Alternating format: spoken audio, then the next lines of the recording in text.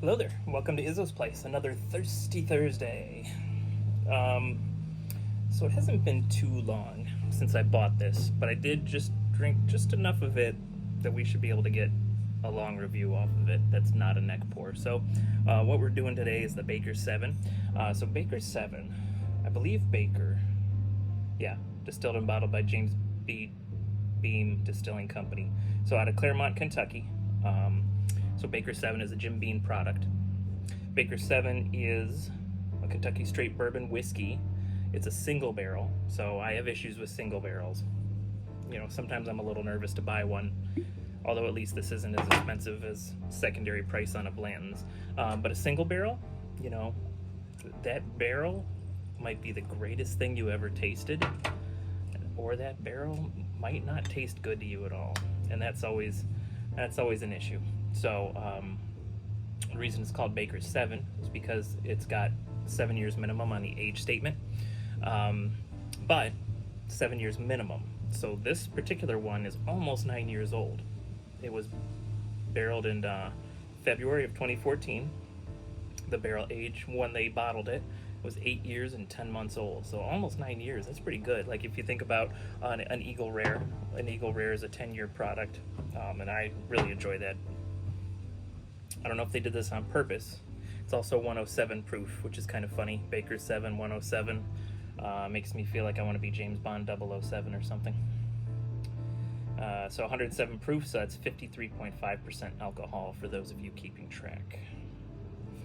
And again, this is straight Kentucky whiskey. I'm going to have to find out what lets you put the word straight on it. Let's go and read their blurb. I spent a good deal of my life up at the Claremont, Kentucky distillery. For a time, I even lived in a house right there on the grounds. This land has been home to Jim Beam spirits and for nearly 100 years now. We make our own special small batch bourbons here too, carrying on the legacy of fine handmade bourbon that's been a part of this family for 7 generations. Okay, we got another 7 in there. I'm proud to have my name on a piece of that legacy, a single barrel bourbon good enough to drink neat. And that is Baker Bean. Apparently he's the one that's named after it, or he came up with it. Wait, he wasn't named after it. It was named after him. Hey, who knows? Maybe he was named after it. Or maybe it was named after him. You never know. All right, cool. So, single barrel products, friend of mine, friend of the channel, got one and loved it. And my neck pour, if you watch that short, my neck pour wasn't super convincing, was it? However, it's not that expensive. Like retails, like $65, I think, or $69. I'm not sure which. I paid just a little bit more. I paid here in Florida. I paid $75, $80 at the most. So that's got some pretty good smells coming at me. So I'm getting the cloves that I like to get. It's very spicy.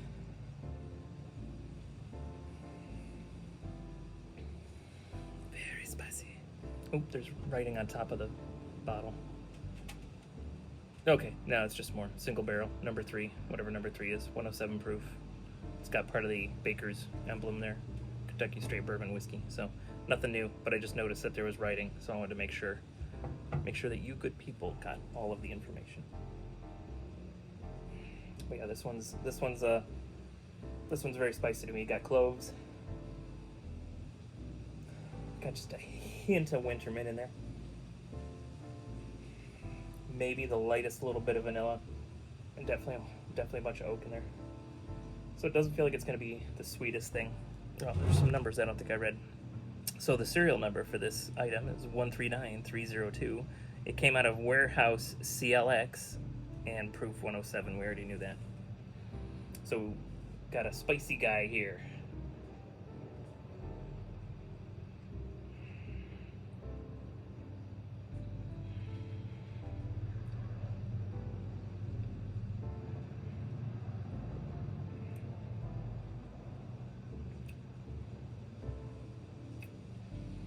Cool. Got a bit of a hug at the end. That Kentucky hug. It goes in spicy, it turns sweet, and then I kind of lose it in the hug. So let's try to figure out what it's doing.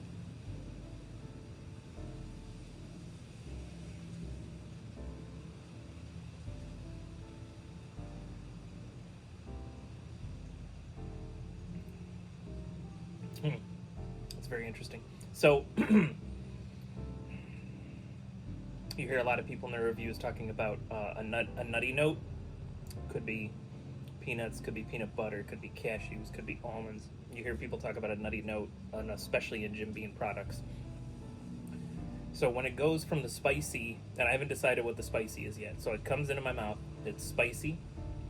When it transitions to sweet briefly, it's like a peanut butter, but it's not like a Jif. It's not like an overly sweet peanut butter. It's more like some sort of handmade organic peanut butter. Not as sweet, more emphasis on the peanut.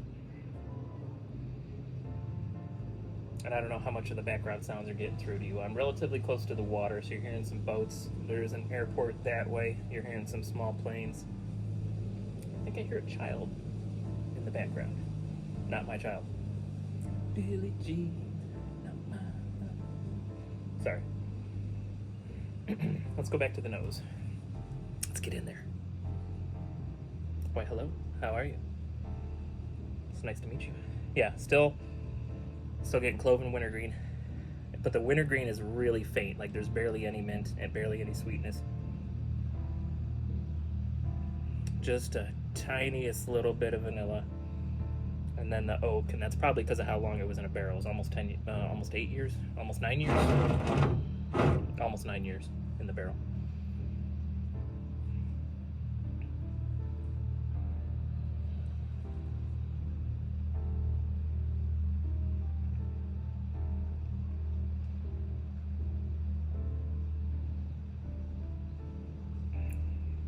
God, it's so strange with that just little blast of sweetness right there in the middle.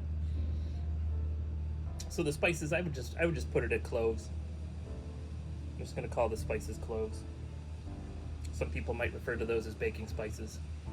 I'm gonna have to research what people are talking about when they're talking baking spices. They might be talking about like nutmeg. I imagine that's a baking spice. I'll have to look it up and see what people are talking about when they talk that. When they talk that stuff.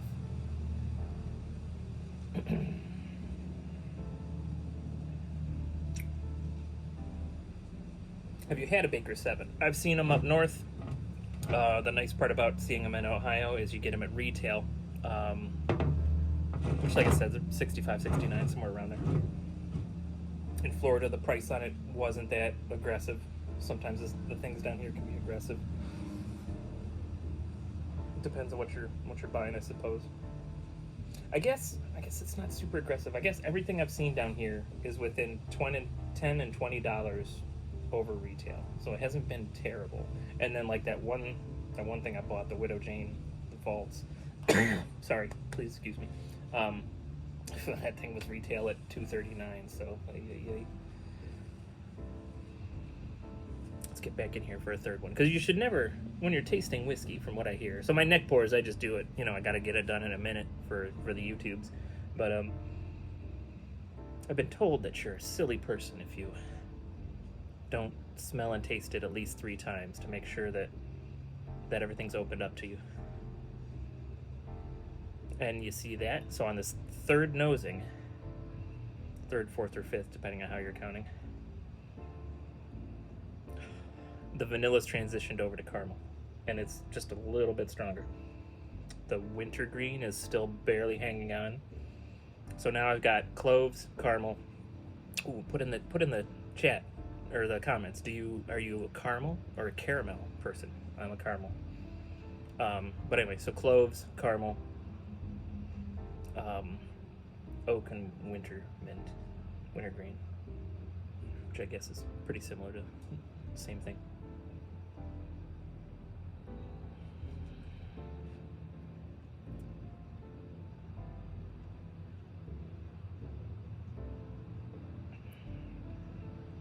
It's funny, that peanut butter right in the middle, so funny.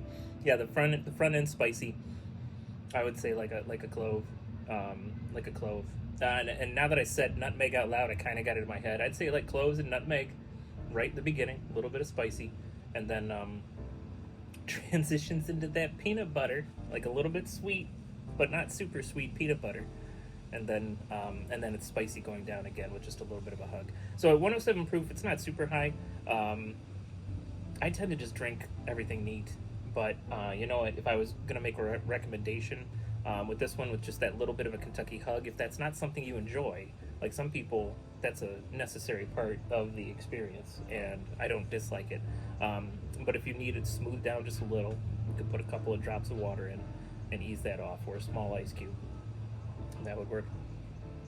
With the spices in here, and I don't know if you'd want to take a $70 bottle of booze and like make old fashions out of it, but on the other hand, why not? But it would probably make a really good old fashioned if you were going to do such a thing, or even a mule. Although then the ginger beer takes over, and might not want to waste this on a bourbon mule. But yeah, so it's not on the sweeter end, even though it's got that little blast of sweet in the middle. It's really only sweet in comparison with the rest of the pour. So if you've tried one, please comment. Let me know how your single barrel was. And you know, this was barreled in February of 2014 from Warehouse CLX. Serial number, I'm going to assume that's the bottle number, or the barrel number, 139302. So I don't know if you're drinking the same thing as me, or if you've got a different Baker 7. Please, I am always interested to hear your thoughts on the whiskey. So I've seen it in Florida and in Ohio. So if you are having trouble getting it and you want a bottle, email me at heyizzo@yahoo.com. HEYIZZO@yahoo.com, and we'll work something out.